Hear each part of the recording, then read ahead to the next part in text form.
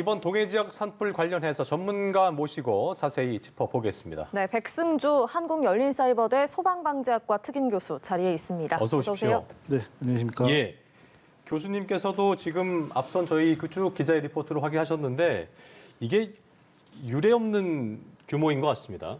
네, 그렇습니다. 이 시간적인 부분도 그렇고 면적과 피해 그리고 나타나는 위험 양상, 그 민가, 산불, 산업시설 이런 부분에서 상당히 좀 어떤 심각한 메시지를 주는 지금 상황이 진행되고 있고요. 예. 그 피해 면적도 근래 2019년 그 강력했던 고정 산불보다도 피해 영향 이어서 소실 면적까지도 그 배수를 뛰어넘는 아주 심각하고 대형 재난 사고입니다. 지금 보니까 산림당국이 날이 밝고 나서 헬기 57대 또 지상 진화 장비 모든 어떤 진화 인력을 총동원해서 산불 진화에 총력을 기울이고 있는 상황인 건데 하지만 지금 저희가 뉴스에서 확인시켜드린 대로 짙은 연기 때문에 정확한 타격이 힘든 상황이라고 좀 전해지고 있습니다. 현재 진화 작업에서 가장 중요한 부분 뭐라고 봐야 될까요?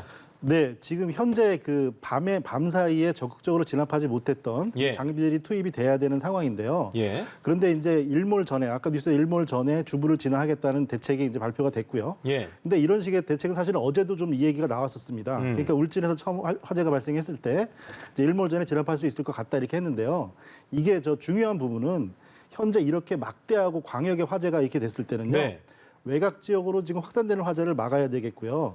그리고 주부를 이렇게 단순히 보이는 불을 가서 공격한다기보다 치밀한 대책이 필요합니다. 이게 연기가 보여서 안 된다는 부분은 위성 사진과 겸용으로 해서 현재 소실된 면적은 이게 역으로 보면은 훌륭한 이게 방화선이 될 수가 있거든요. 다시 탈 수가 없기 때문에. 그래서 국도와 하천 어젯밤에 그 삼척 LNG 기지 앞에까지 갔던 불도 그 하천을 넘지 못하고 2km 전에서 다시 돌아선 거거든요. 그렇기 때문에 하천과 국도, 그다음에 이미 탄 부분, 타지 않은 부분 이런 것들을 정량적으로 과학적으로 파악을 해서 진압 대책을 이 그리드 방식이라고 합니다. 그리드가 이제 바둑판인데 이제 바둑판으로 맹목적으로 자르는 게 아니고 섹타를 나눠서 진압 대책을 하는 방법이 좀 필요하겠습니다. 그렇군요. 네, 알겠습니다. 지금 바람의 방향이 바뀌면서 산불이 북쪽으로 올라오다가 다시 남쪽으로 내려오는 상황이라고요. 이게 어떤 상황입니까?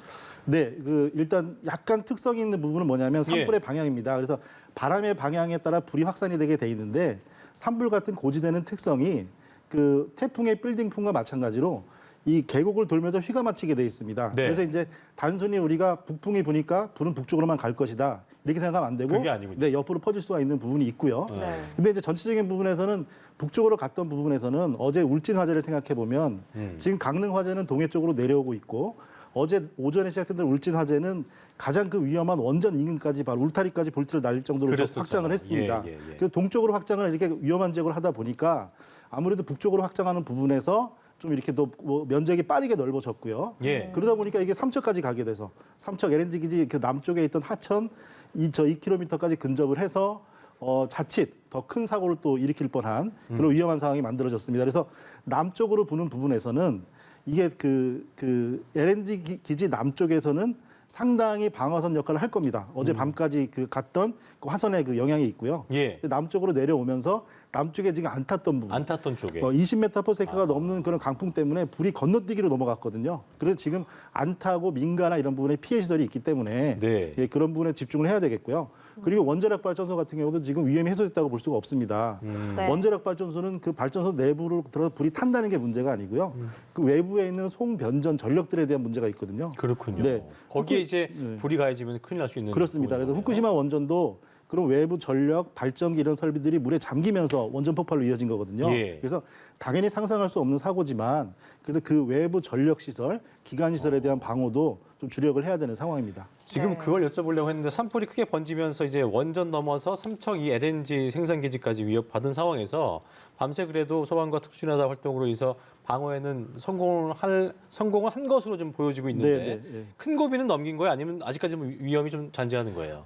큰 고비를 넘어서 다른 고비는 더 작을 것이다 이렇게 볼 수는 없고요. 어젯밤에 1차 방어 대책은 훌륭했습니다. 그래서 위치 선정도 사실은 이 LNG 기지가 가장 좀 우려했던 부분이 2017년도에 완공이 됐습니다. 국내 최대 규모인데 그래서 지금 이렇게 근접해서 처음 맞닥뜨리는 대형 재난이고요.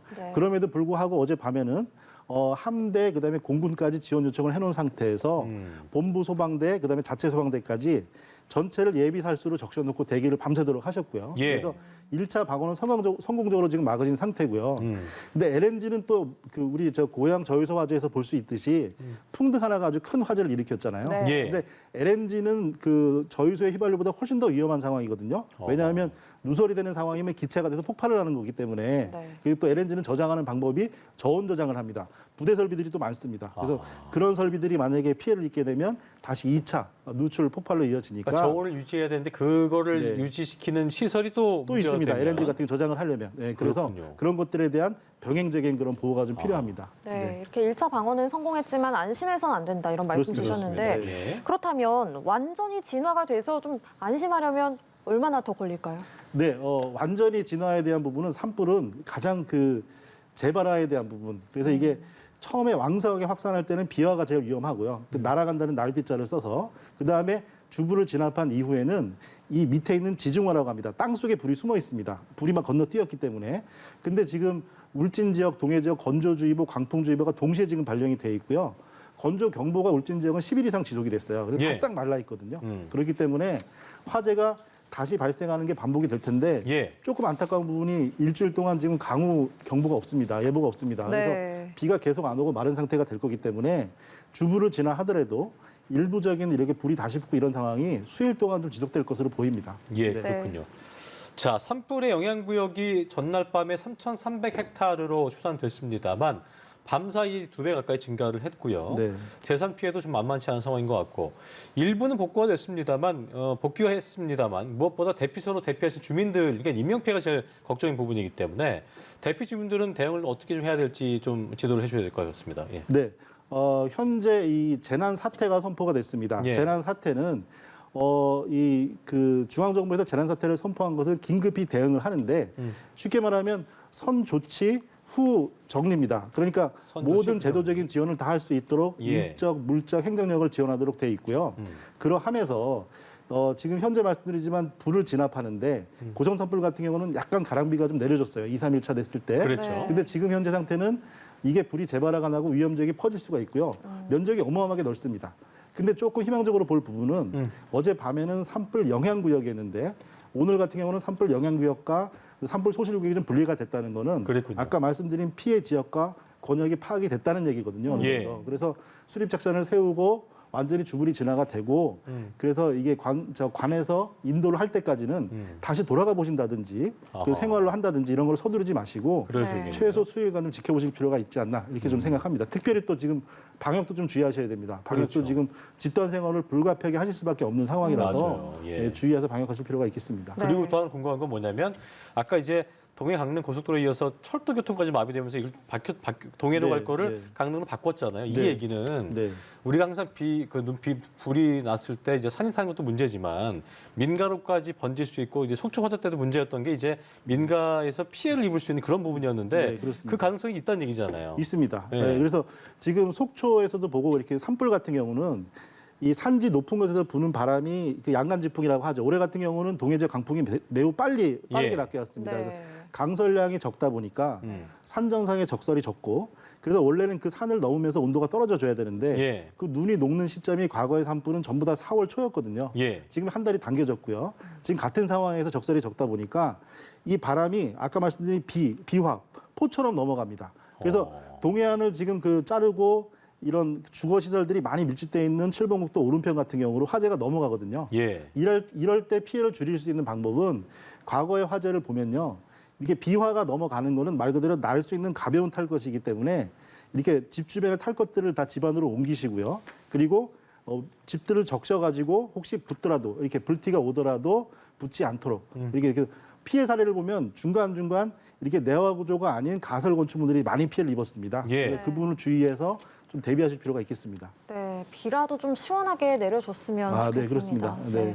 오늘 말씀 여기까지 들어보겠습니다. 예. 지금까지 산불 관련해서 백승줄 한국열린사이버대 소방방재학과 특임교수와 함께 이야기 나눠봤습니다. 오늘 말씀 고맙습니다. 고맙습니다. 예. 감사합니다.